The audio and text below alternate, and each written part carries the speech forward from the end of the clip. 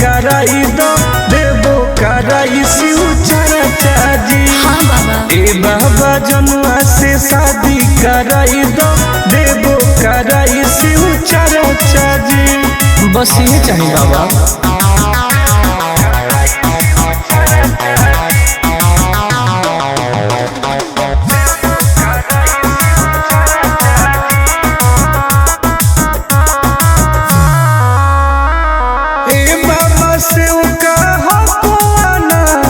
माथे पौधा दे हो हमारा हाथ दया करी बाबा।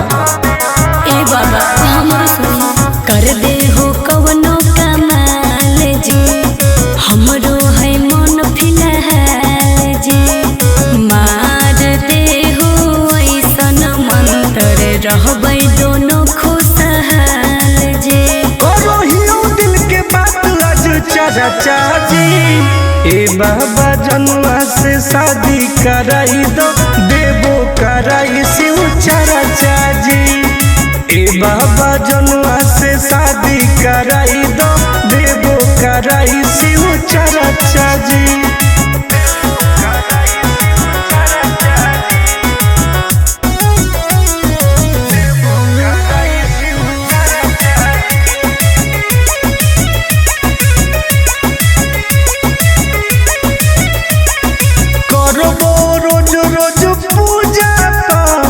भंगिया के गोला चढ़ाइबो साथ। हाँ बाबा।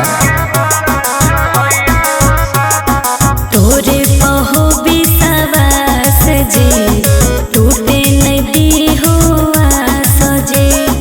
करो है बहुते के अर टोन टोन आनंद पराकाश जी।